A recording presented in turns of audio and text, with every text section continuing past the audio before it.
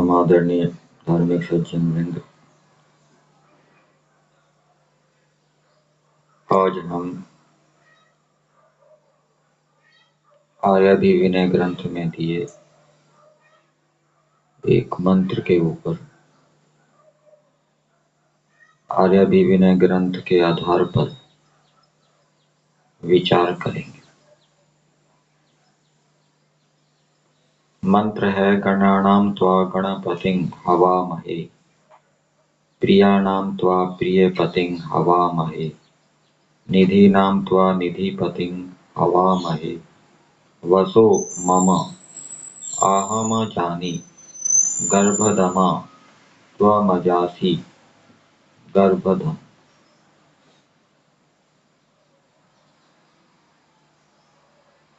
इस मंत्र का भाष्य महर्षि दयानंद जी ने अपने यजुर्वेद भाष्य में भी किया है और इस मंत्र का देवता गणपति वहां दिया गया है।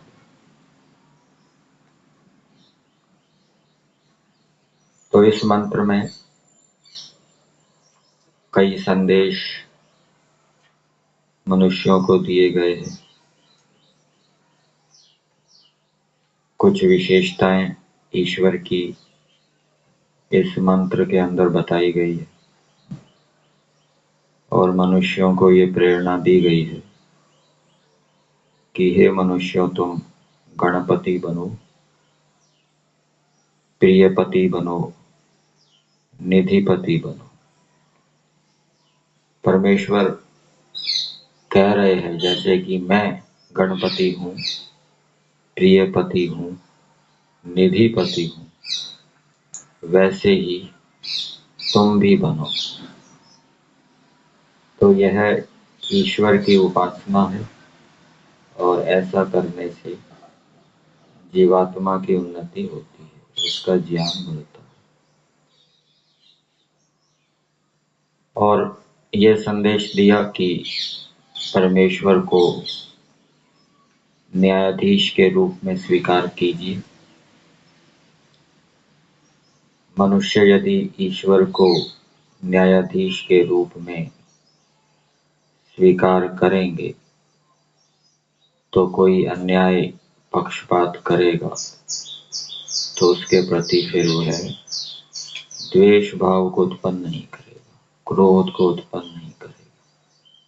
संध्या के मंत्रों में भी दिया है, मनसा परिक्रमा मंत्रों के अंतर्गत, योस्मान द्वेष्टि यम वयम विष्मस्तम वो जम्भे दद्मा। वो आपकी न्याय व्यवस्था पर छोड़ते हैं, अर्थात आपको न्यायाधीश स्वीकार करते हैं। तो ईश्वर को न्यायाधीश स्वीकार करने से व्यक्ति ईर्ष्या, द्वेष, क्रोध आदि क्लेशों से बचा रहता है। और इस मंत्र में मनुष्यों को ये प्रेरणा दी गई है कि मनुष्य ईश्वर को अच्छी प्रकार से जाने, ईश्वर के गुण कर्म स्वभावों को अच्छी प्रकार से जाने। तो जब ईश्वर के गुण कर्म स्वभाव अच्छी प्रकार से जाने जाएंगे तभी तो उनको अच्छी प्रकार से धारण कर सकेंगे। और यदि ईश्वर के गुण कर्म स्वभाव अच्छी प्रकार से नहीं जाने तो उनको अच्छी प्रकार से धारण नहीं कर पाए। ईश्वर रक्षक है, ईश्वर के रक्षकत्व के ऊपर संशय है, भ्रांति है, तो मनुष्य ईश्वर के गलत मिथ्या रक्षक स्वरूप को धारण कर लेगा और इस कारण से फिर उसकी हानि होगी, आत्मा का ज्ञान घट जाएगा। तो आर्याभिविनय में दिया है व्याख्यान में, हे समूहाधिपते, संबोधन सर्वप्रथम दिया है। यद्यपि ये संबोधन मंत्र के अंदर नहीं है, फिर भी ये शैली समझनी चाहिए कि जब भी ईश्वर से प्रार्थना या ईश्वर की स्तुति की जाए तो संबोधन ईश्वर को अवश्य करना चाहिए, जिससे कि ईश्वर की अनुभूति होती रहे। ईश्वर हमारी स्तुति प्रार्थना को सुन रहे हैं, चेतन है और प्रतिक्रिया भी करेंगे। समूहाधिपते, हे परमेश्वर, आप समूह के स्वामी हैं। आप मेरे सब समूहों के पति होने से आपको गणपति नाम से ग्रहण करता हूं। एक व्यक्ति जिसके पास अनेक समूह हैं, पशुओं के समूह हैं, मनुष्यों के समूह हैं, उनका वो पालन करता है, परिवार का भी पालन करता है, और उसने गौशाला भी खोली हुई है। गौशाला में भी अनेक गायों का समूह है, उनका पालन करता है। एक उसने अनाथालय खोला हुआ है, अनाथालय में भी अनेक अनाथ बच्चे हैं, उनका वो पालन करता है। तो ये सब समूह है, उनका वो पालन कर रहा है। तो वो परमेश्वर को संबोधित करते हुए कह रहा है कि हे प्रभु, जिन समूहों का मैं पालन कर रहा हूँ उनके वास्तविक स्वामी तो आप ही, वास्तविक पालन करने वाले तो आप ही, मैं तो निमित्त मात्र हूँ। अर्थात यदि ईश्वर की आज्ञा पूर्वक, धर्म पूर्वक समूहों की रक्षा की जाएगी, समूहों का पालन किया जाएगा, तो ईश्वर उस धार्मिक समूह पालक व्यक्ति को उसके अंदर बैठा हुआ ज्ञान विज्ञान प्रेरित किए रहे। ज्ञान विज्ञान के प्रेरित किए जाने पर फिर वो जो निर्णय लेगा वो समूह के लिए हितकारी ही होगा। तो एक प्रकार से वह ईश्वर का निमित्त बना हुआ है। मुख्य रूप से ईश्वर समूहों का पालन करने वाला। आगे दिया, तथा मेरे प्रिय कर्मकारी पदार्थ और जनों के पालक भी आप ही हैं। प्रिय कर्मकारी पदार्थ दिया है। पदार्थ के ये दो विशेषण समझने चाहिए, प्रिय पदार्थ और कर्मकारी पदार्थ। ऐसे पदार्थ जो कर्मों को करने वाले हैं, कार्यों को करने वाले हैं, कार्यों को सिद्ध करने वाले हैं। मेरे कार्यों को जो सिद्ध करने वाले, बढ़िया प्रकार से सिद्ध करने वाले जो व्यक्ति हैं, वस्तुएं हैं, उनके आप पालक हैं। और जनों के पालक भी आप ही हैं। ये जन व्यक्ति के लिए आ जाएगा और पदार्थ वस्तुओं के लिए आ जाएगा। तो एक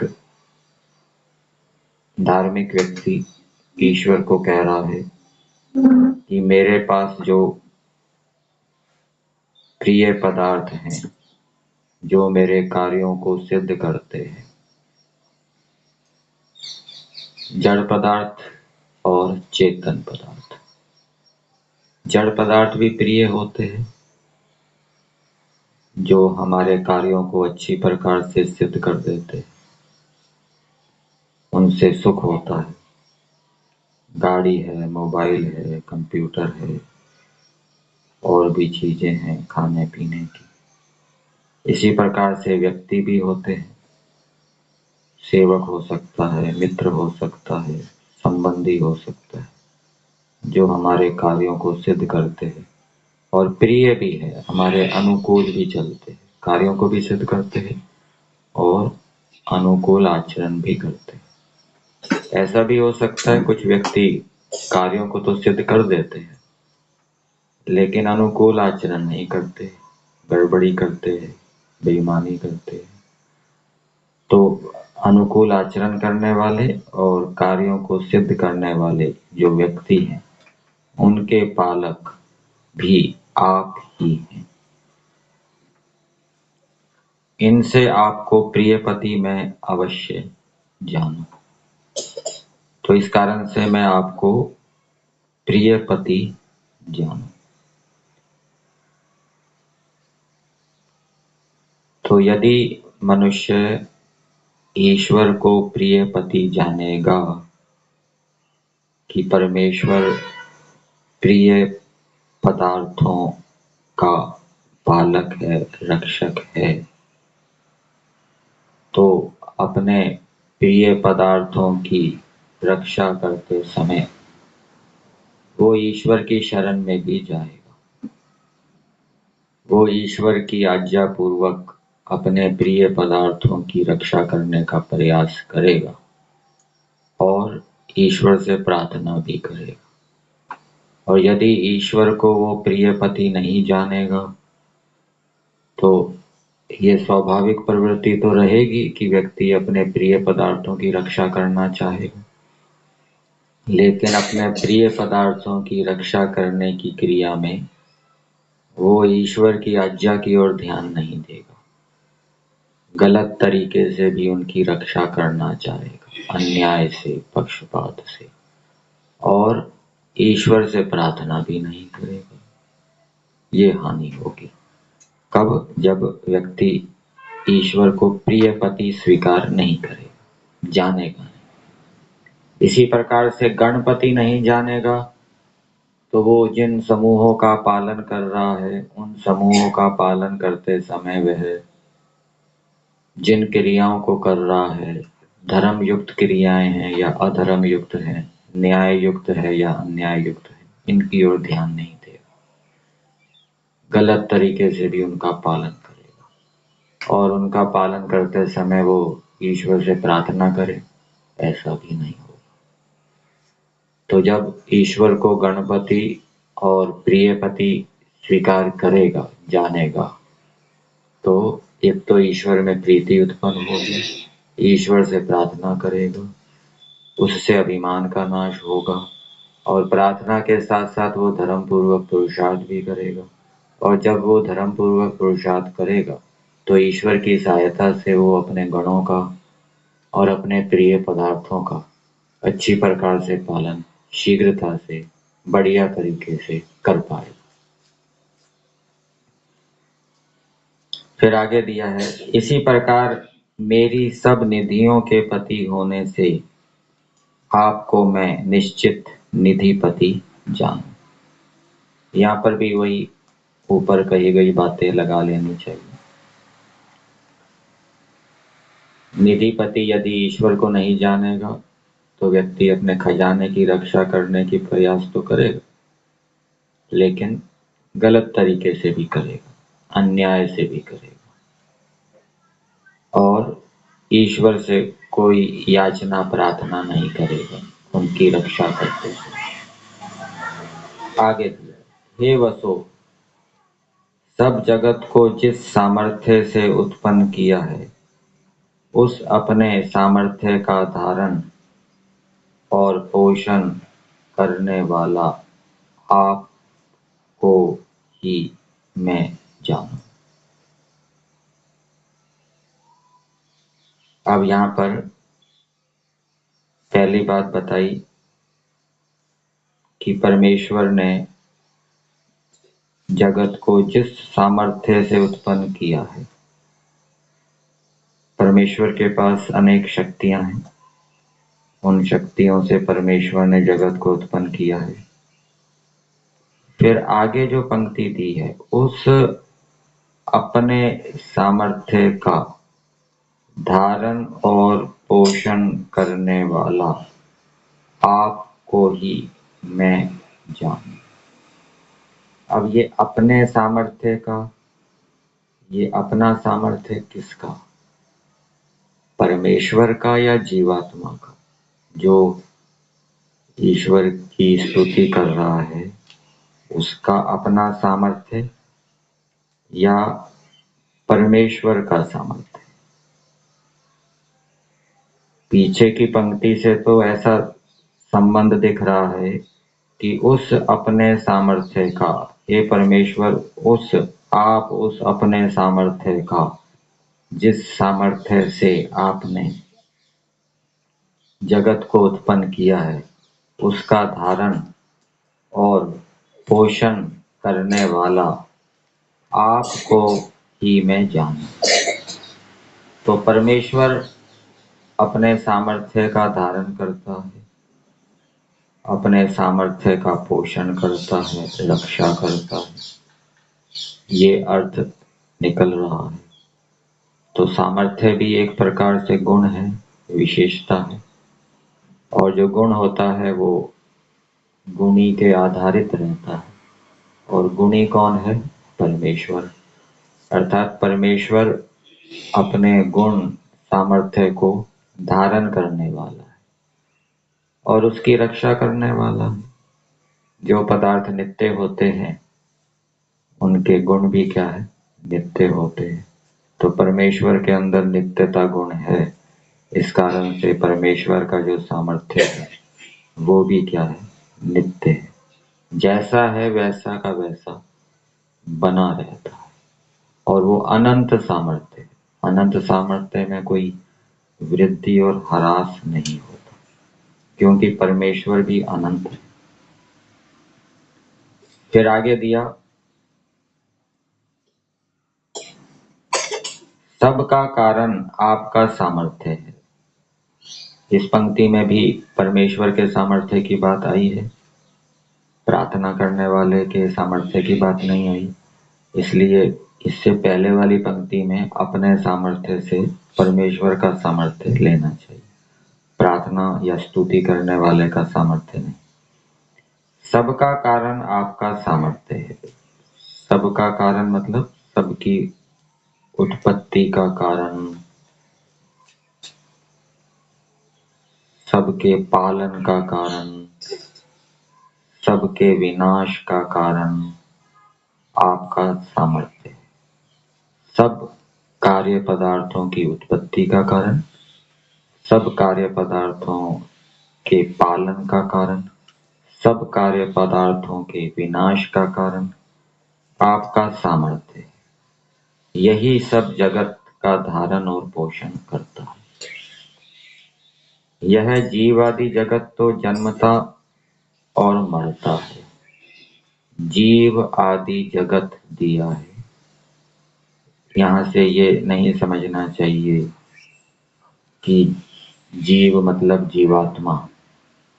यहाँ जीव से लेना चाहिए प्राणी। जीव प्राण धारणे धातु है। तो जब जीवात्मा प्राण धारण करता है, आत्मा जब प्राण धारण करता है अर्थात शरीर के अंदर आता है, तब उसको जीव कहते हैं। और जब वो प्राण धारण नहीं करता, प्रलय अवस्था में, मुक्ति अवस्था में, वह आत्मा कहलाता है। तो यहाँ से जीव का अर्थ लेंगे जितने भी प्राणी हैं, और आदि से ले लेंगे अप्राणी। तो यह प्राणी और अप्राणी जगत तो जन्मता और मरता है, परंतु आप सदैव अजन्मा और अमृत स्वरूप हैं। आप कभी जन्मते नहीं हैं, शरीर धारण नहीं करते और अमृत स्वरूप है, कभी मरते भी नहीं, मृत्यु को भी प्राप्त नहीं होते। मृत्यु को कौन प्राप्त होता है? जो शरीरधारी है। अन्यत्र भी यजुर्वेद में ईश्वर के शरीर धारण का निषेध किया है। यजुर्वेद के 40वें अध्याय का 8वां मंत्र है, सपर्यगाचुक्रम अकायम। अकायम का अर्थ किया है 3 शरीरों से परमेश्वर क्या है? रहित है, शरीरों को धारण नहीं करता।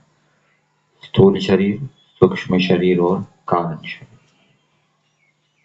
आपकी कृपा से अधर्म, अविद्या, दुष्ट भाव आदि को अजामी दूर फेंको। पीछे हमने यजुर्वेद भाष्य में इस मंत्र का पदार्थ देखा था, वहां पर अजानी क्रियापद का अर्थ किया था जानू, और आ उपसर्ग लगाया था, अच्छी प्रकार से जानू।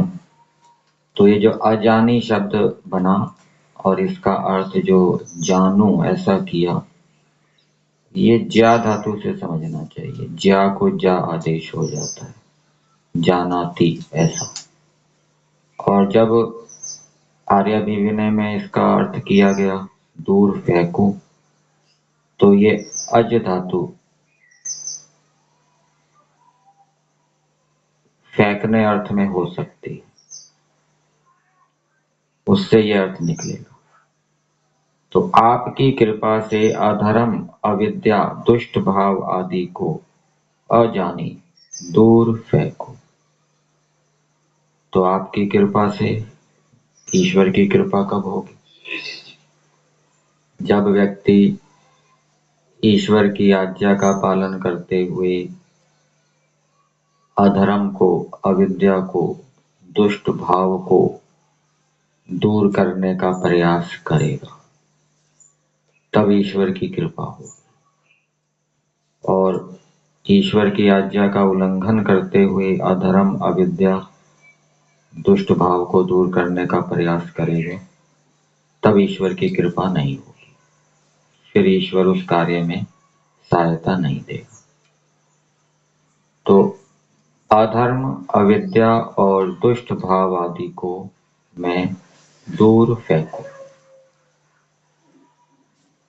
तथा हम सब लोग आपकी ही हवा महे, हवा महे का अर्थ किया अत्यंत स्पर्धा, प्राप्ति की इच्छा करते हैं।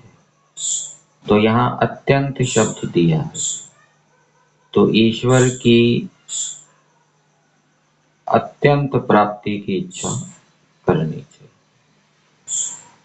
ईश्वर के गुण कर्म स्वभावों को धारण करने की अत्यंत इच्छा करनी चाहिए। दूसरे सांसारिक पदार्थों की अपेक्षा। एक तो व्यक्ति है कि वो उसकी सांसारिक पदार्थों को प्राप्त करने की इच्छा ईश्वर के गुण कर्म स्वभावों को प्राप्त करने की इच्छा से प्रबल है,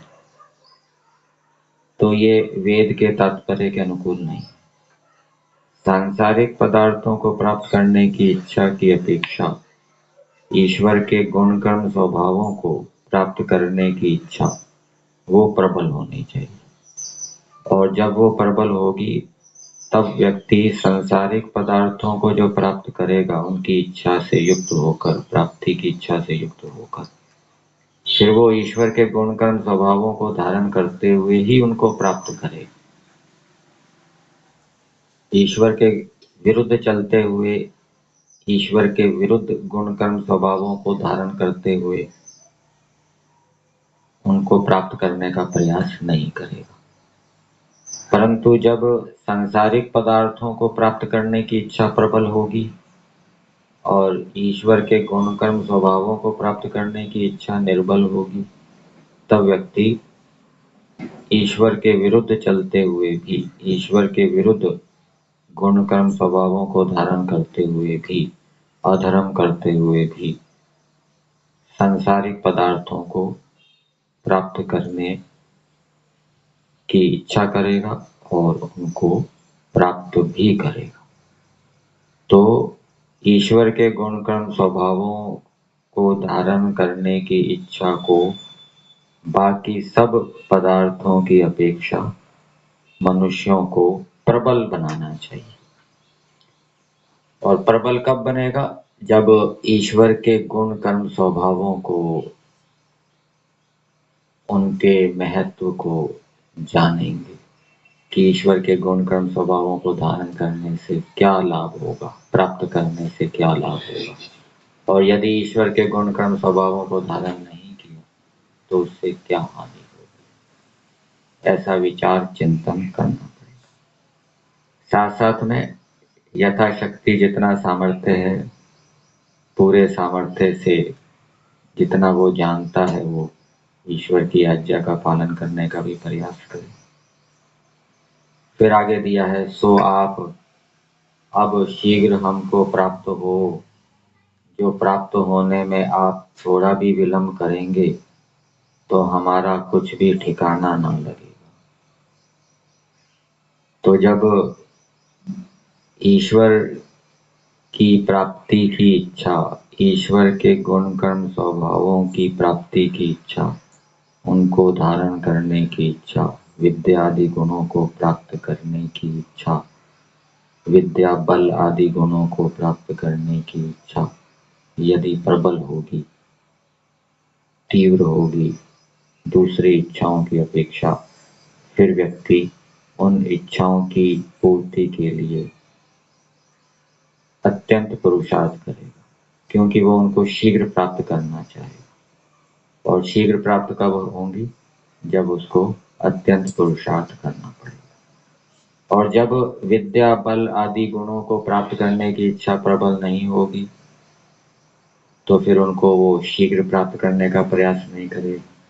वो ये विचारेगा आ जाएगी विद्या, जब आनी होगी बल आ जाएगा, जैसे तैसे, इतना पुरुषार्थ नहीं करेगा, ढीला ढीला चलेगा।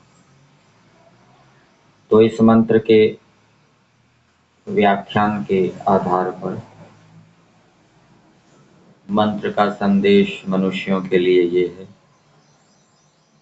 कि मनुष्य जो गणपति हैं वो ईश्वर को भी गणपति जाने, जो प्रियपति हैं, प्रियपति तो सभी होंगे, वो ईश्वर को भी प्रियपति जाने,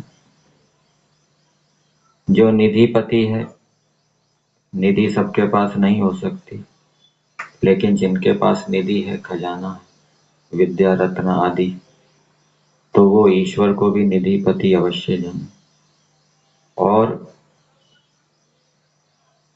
मनुष्य अपने अधर्म, अविद्या और दुष्ट भाव को दूर फेंके, ये संदेश है, तथा ईश्वर को प्राप्त करने की प्रबल इच्छा को उत्पन्न करें। ये संदेश इस मंत्र के अंदर व्याख्यान के आधार पे दिए गए। नहीं।